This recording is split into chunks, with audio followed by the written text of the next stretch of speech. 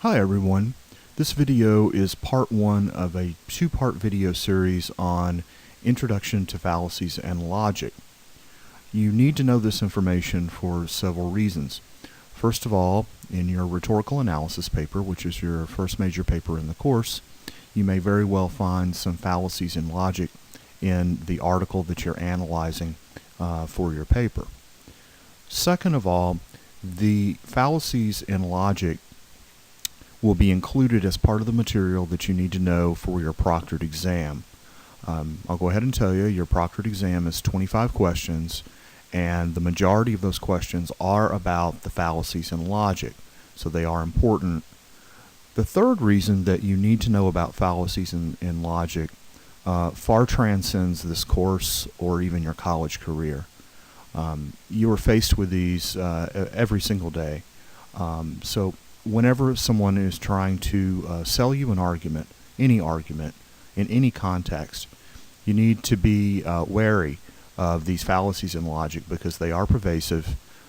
This video is being recorded one day after the first presidential debate of 2016. So if you watched the debate last night, it's very likely that you heard one or both of the presidential candidates use some of these fallacies as an evasive tactic. I want to give you a moment to read this screen and then we'll pick back up.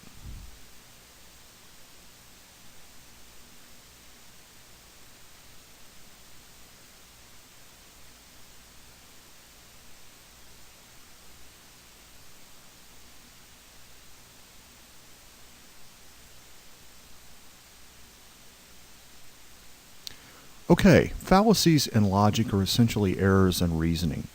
And if these are left undetected in an argument, whether that argument be a written argument or a verbal argument, left undetected, they can be very persuasive indeed.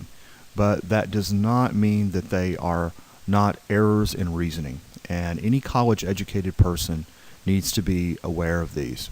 If you are listening to someone making a case for something, or if you are reading an article in this class or any class that you take in college at any level, and you see one of these fallacies, you need to call it for what it is, because it is essentially many times a trick, and we don't want to fall victim to that.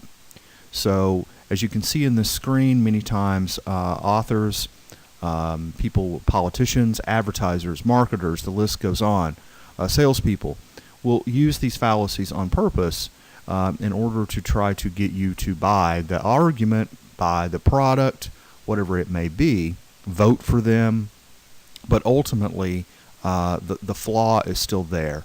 And if you can sniff it out, if you can detect it, then you will not be duped by buying a bill of goods, essentially, that contains flawed reasoning. So we're going to walk through these in the order that they're presented in your Intro to Rhetorical Analysis and Fallacies handout that you can find on Canvas. So let's start from the top of the list with argument from antiquity. This asserts that something is superior or true or right or good simply because it's old. This is a fallacy. Let's say that I'm claiming that herbal medicine is a sham that offers no real medical benefit. If I'm arguing that, I simply could come up with some good reasons why, supporting evidence. I could cite from some credible sources of why herbal medicine offers no medical benefit. But let's say I claim the following, quote, "Some people claim that herbal medicine is a sham that offers no real benefit, but herbal medicine has been used for hundreds, if not thousands of years to treat various ailments. Therefore, it is clear that herbal medicine is legit," end quote. I hope you see the fallacy here. Certainly an argument can be made for or against herbal medicine, but we cannot say that herbal medicine has legitimate medical benefits simply because it's been used for hundreds, if not thousands of years. Just because something is old, or has been used for a long time, has been said for a long time, has been employed for a long time, does not make that something right, true, or more likely to be superior. Next, we get into ad hominem arguments, and this is argument against the man or argument against the person. And there's three varieties of these.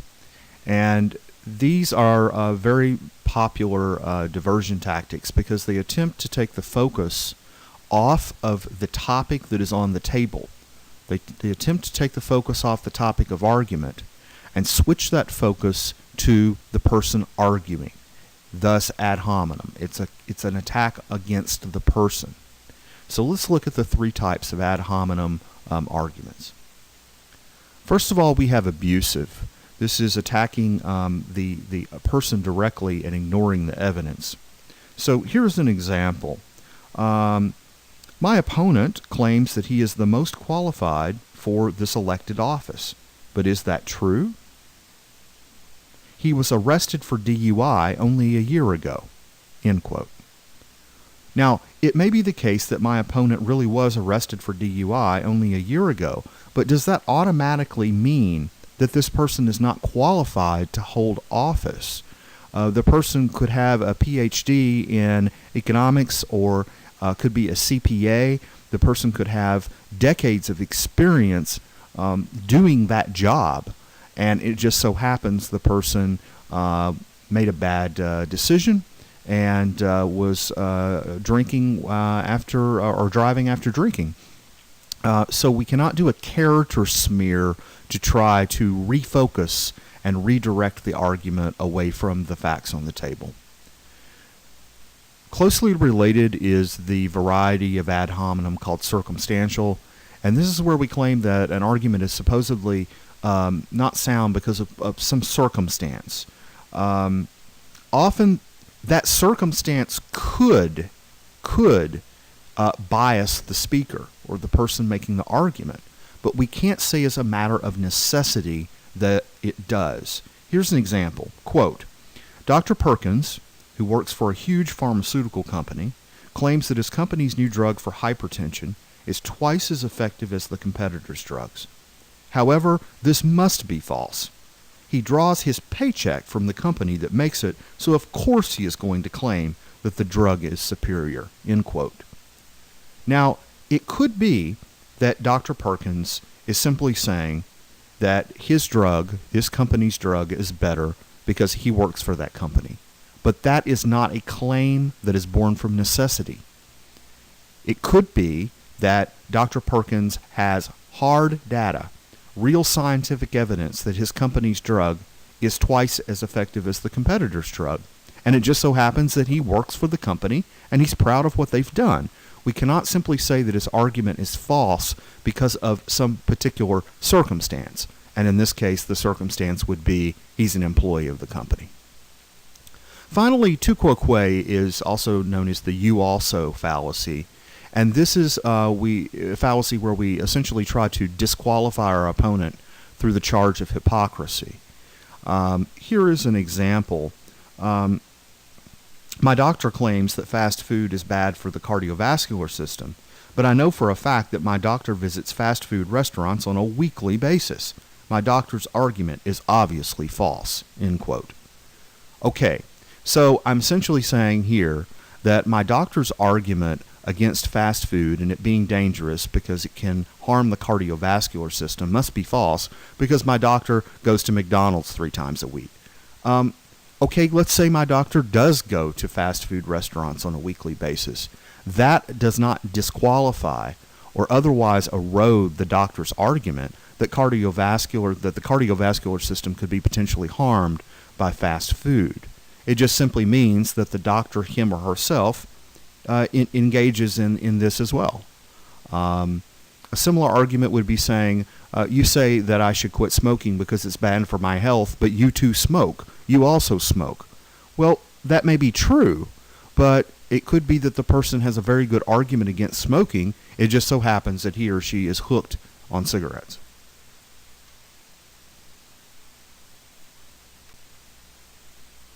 Okay, argument from ignorance. This one is really slippery. This one claims that an argument must be true because it is not demonstrated to be false, or it must be false because it has never been demonstrated to be true. For example, quote, I maintain that intelligent life exists outside of our solar system. No one has demonstrated otherwise, so we must have distant neighbors, end quote. No, that doesn't fly. We can't say that intelligent life must exist because no one has ever demonstrated that it doesn't. Well, here's the flip side of that coin. Quote, I maintain that intelligent life does not exist outside of our solar system. No one has ever demonstrated that it does, so we are alone in this universe, end quote. Of course, this is the exact opposite of the first example, but it's still an argument from ignorance. These are very, very common. Keep an eye out for them. Argument from novelty is the opposite of the argument from antiquity. This claims that something is superior or better or true or right simply because it is new or newer. This is a classic amongst advertisers. You see new and improved slapped across every box of cereal, across every product, new models of cars. So we cannot simply say that just because something is new, that something is better. Here's an example of that.